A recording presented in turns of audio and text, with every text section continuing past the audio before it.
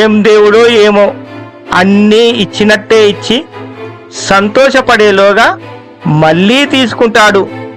ఈ వాసన పీలుస్తా ఉంటే మనసంతా తేలికగా మత్తుగా ఉంది. అయ్యో అయ్యో అయ్యో, నా అందమంతా మాయమైపోయిందే. ఆమె తల కాణించాడు. ఏయ్ బావోయ్, అప్పుడే అక్కమించి మనసు నా మీదికి మళ్ళిందా ఏంది? ప్రతి ఆడపిల్ల ప్రతి ఒక్కరిని అక్క అనే పిలుస్తుంది, లేకుంటే అన్న అని పిలుస్తుంది. మీ లొల్లి ఆపండి. నేనొక దాన్ని ఉన్నాననే సంగతే మర్చిపోయి మీరే మాట్లాడుకుంటుండ్రు. ఇదిగో ఓ ప్రేమ కథ, జగతెరుగని చెలిమి కథ, మనసెరుగని యువతి కథ, ఇది మన కథరా.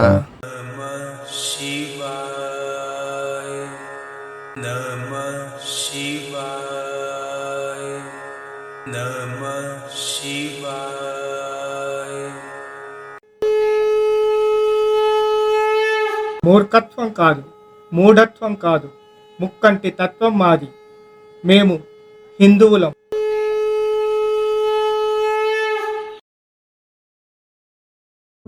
ఏంది గట్టా చూస్తున్నావు?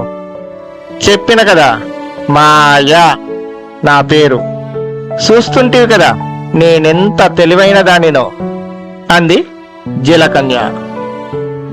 అవునవును, నువ్వు చాలా తెలివైన దానివి అన్నాడు మాయాధరుడు. ఏయ్ బావోయ్, అప్పుడే అక్కమించి మనసు నా మీదికి మళ్ళిందా ఏంది? అంది జలకన్య. ఒక్కసారి ప్రమద మాయాధరుడు ఒకరి ముఖాలు ఒకరు చూసుకున్నారు. వాళ్ళిద్దరికీ ఆశ్చర్యం వేసింది. నిజంగా ఈవిడ మీ చెల్లేనా అన్నాడు మాయాధరుడు.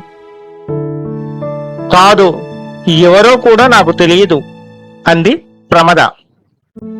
మరి నిన్ను అక్క అంటే నిజంగా నీ చెల్లె అన్నట్లు మాట్లాడుతున్నావు అన్నాడు మాయాధరుడు. మాయాధర, నీకు పిచ్చి పట్టిందా? ప్రతి ఆడపిల్ల ప్రతి ఒక్కరిని అక్క అనే పిలుస్తుంది, లేకుంటే అన్న అని పిలుస్తుంది అంది ప్రమద.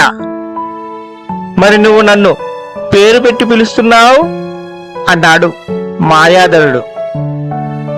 నువ్వు నా స్నేహితుడివి కదా, పేరు పెట్టి పిలవగలడు అంది ప్రమద. నేను నీ స్నేహితుణ్ణి కాబట్టి పేరు పెట్టి నన్ను పిలుస్తున్నానంటావు అన్నాడు మాయాధరుడు. అవును అంది ప్రమద. మీ లొల్లి ఆపండి. నేనొక దాన్ని ఉన్నాననే సంగతే మర్చిపోయి మీరే మాట్లాడుకుంటుండ్రు. అంటే నేను మీ కళ్ళకు పిచ్చిదానిలాగా కనిపిస్తున్నారా అంది జలకన్య. ప్రమద మాయాధరుడు జలకన్య దగ్గరకు వచ్చి, ఏంటి నీ గొడవ? నువ్విక్కడికి ఎందుకొచ్చావు? నిన్ను ఎవరు పిలిచారు అంటూ అడిగారు.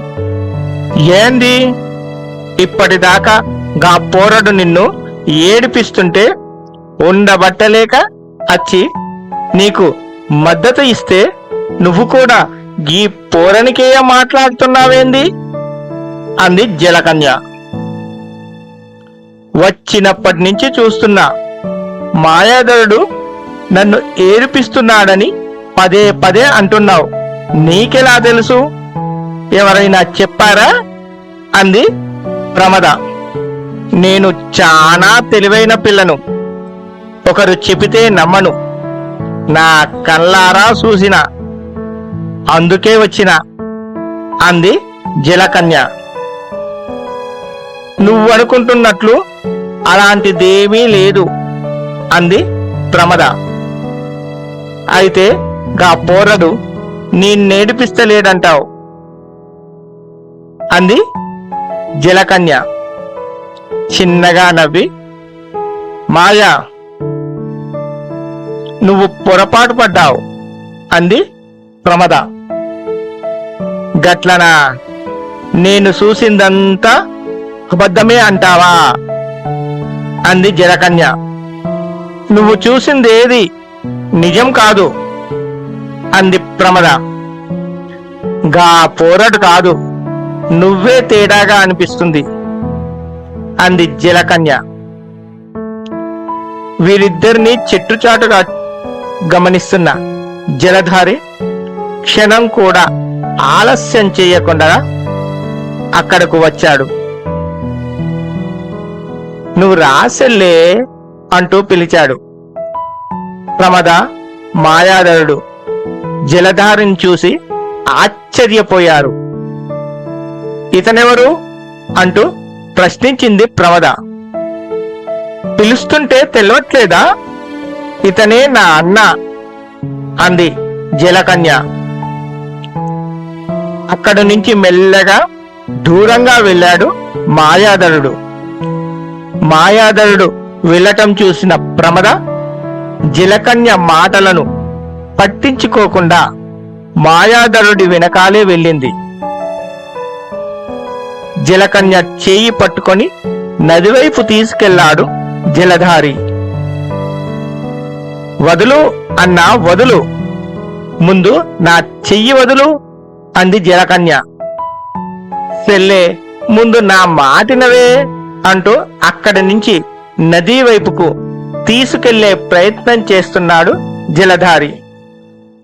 అప్పుడే నదీ దగ్గర చెట్టు కొమ్మపై వచ్చి వాలింది నిలవంక పిట్ట.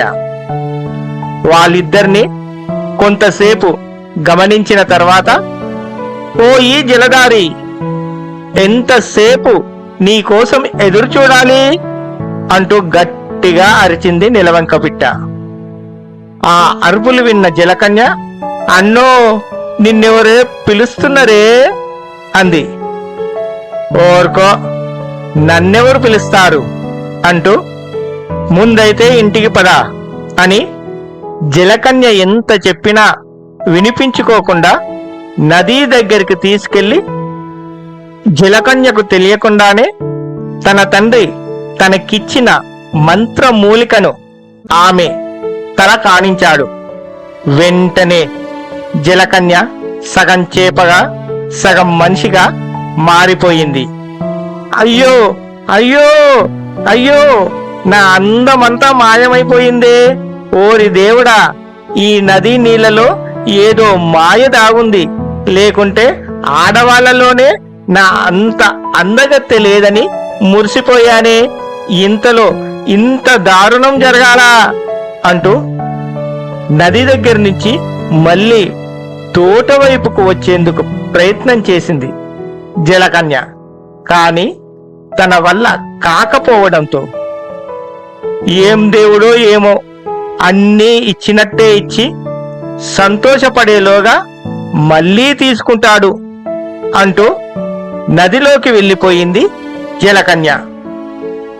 జలధారి చుట్టుప్రక్కల గమనించి వెనుతిరిగి నదిలోకి వెళుతున్న సమయంలో, ఓ ఈ జలధారి, ఎంతసేపు నీకోసం ఎదురు చూడాలి అంటూ గట్టిగా అరిచింది నిలవంక పిట్ట.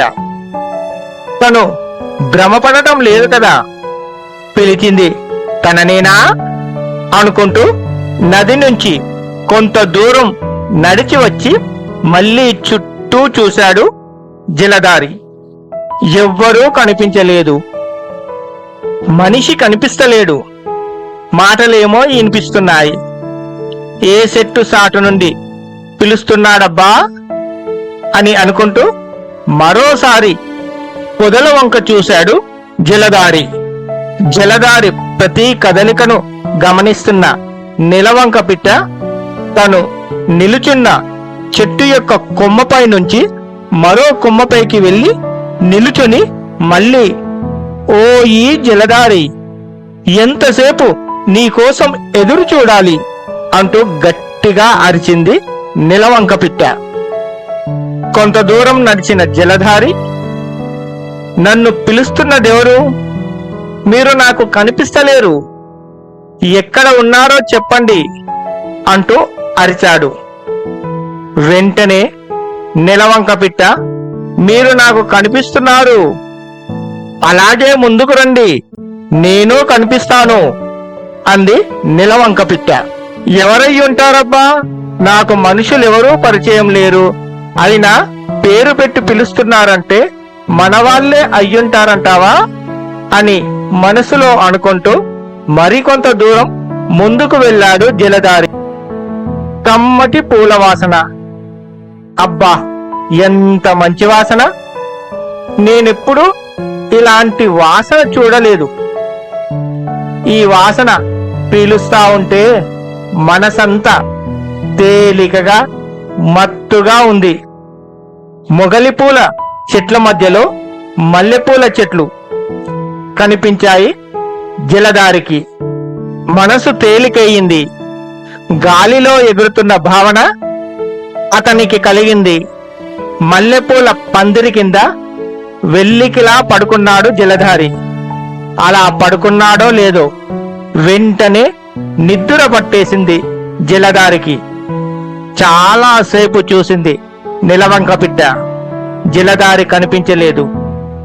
ఏమయ్యాడబ్బా, మనిషి ఉన్నట్టుండి మాయమయ్యాడు, కొంపదీసి నన్ను చూశాడా ఏంటి అనుకుంటూ తను నిలుచున్న కొమ్మ చివరిదాకా వచ్చి నిలుచుని పూలతోట కేసి చూసింది నెలవంక పిట్ట. కాని జలధారి తనకు ఎక్కడా కనిపించలేదు. నెలవంక పిట్ట మనసులో ఆందోళన మొదలయ్యింది. మానవ లోకం ఇది మాయాజాలం మది, గాయపడిన హృది కార్చిన అమూల్య చరితం ఇది.